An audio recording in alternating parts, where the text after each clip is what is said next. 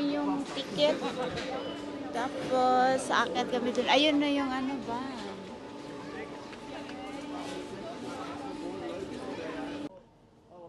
Nagpakuha sila sa akin ng picture. Welcome to Mentliken Alps. Doon sa baba, makikita nyo yung Lauterbrunnen. Gumawa ng church. Tapos, ayun, oily. Okay, ito yung ano. Ito yung view ng Alps ng bukid dito sa Switzerland. At saka, kaya pala marami nagpupunta dito. Kasi kahit saan ka magpunta, kikita nyo, pwede ka mag-ski. Kahit sang kanto, pwede ka dun, pwede ka dun. Madami.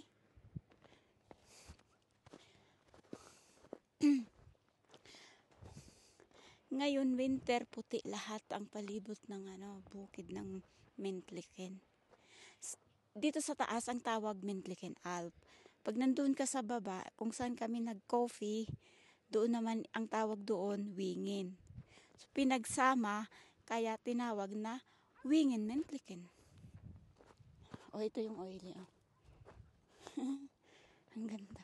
Ang ganda ng pagkagawa, matibay. I know that. Octopus. That is octopus. So, pwede ka rin dito mag-schlitteln. Pero, masakit yung aking tuhod kay matanda na ako. Pag ito sumakit ang rayuma ko, hindi ako makakapag-work. So, it's better. Ayoko mag-schlittel. Sicherheit lang ba? Baka ma-injure tayo dito sa bukid ng Switzerland. Grabe. Ang ganda talaga ng bukid ng Switzerland. Wherever you go, ang ganda ng view. Ganda.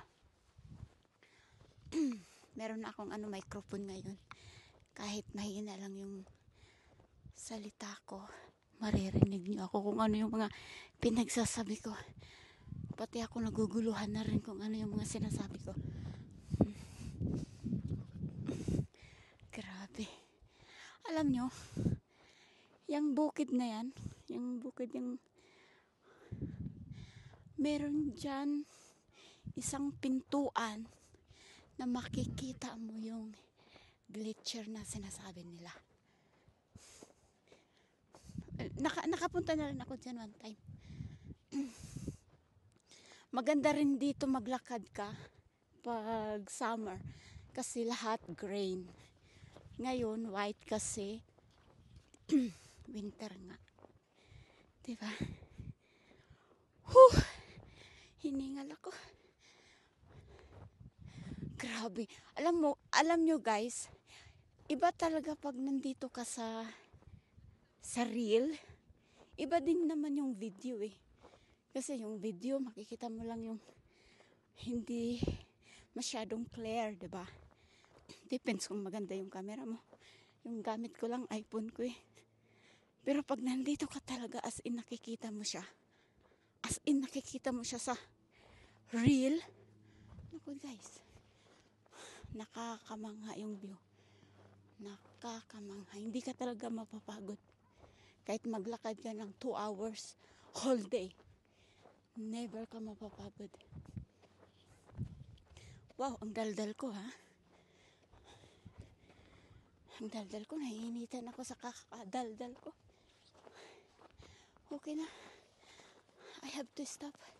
I'm tired. Bye-bye. Halak, ano yun? Okay, hindi pa tapos ang aking pagdadaldal. Ayun. Paragliding. Parang gusto ko mag-paragliding. Ayun.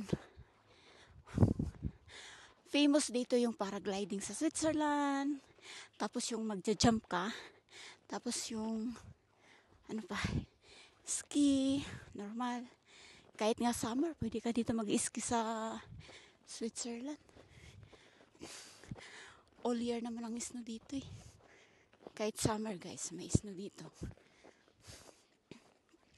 Punta ka lang ng Lejublere. Andun na yung snow. Pwede ka doon mag-ski. Dati hindi ako naniniwala. Dati pumunta kami doon, sabi ko, ha? July ngayon na, bakit ang daming snow dito? Ano, winter dito or ano? Sa Lejublere yun. Malapit sa amin, 45 minutes from home to Gstaad ba yun? Guys, pagod na talaga ako. Thank you for watching. Please like and share and subscribe. Thank you. Tama, no? Makikita nyo ang bukid ng Jungfraujoch, the Virgin Mountain, kung baga. Okay. May papakita ko sa inyo. Oh, yung yung malaking bukid na yan, kita nyo? Yung malaking bukid, yan ang tinatawag na Eiger.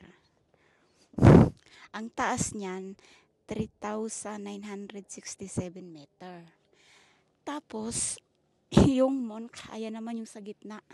Yung sa gitna, ang taas naman yan is 4,107 meter. Yung nasa gitna talaga na makikita nyo na may restaurant, ayan yung Jungfraujoch.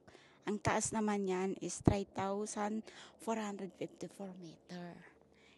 Ayan ang bukid ng Jungfraujoch dito sa Switzerland. Hindi ko na. Freedom in... What is this? Hockey? Tapos yung lawa naman yun is Prinsersee.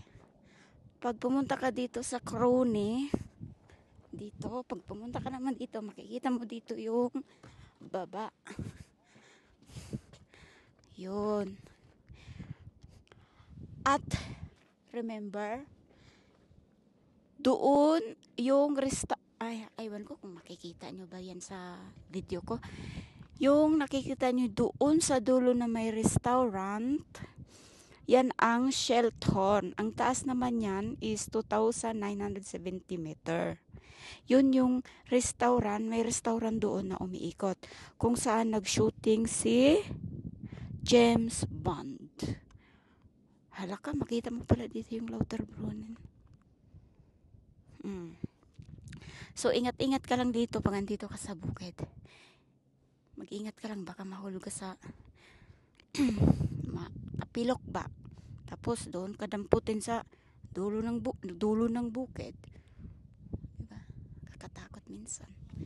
Pag pumunta ka dito, advice lang ha, wag lasing. Kasi pag lasing ka, paalam na ang buhay mo. Ay naku, nagugutom na ako. Ang taas ng Mentliken is 2,343 pala meter. Ay, nako. Magpahinga muna ako dito. Syutom nami. Kapoy nami.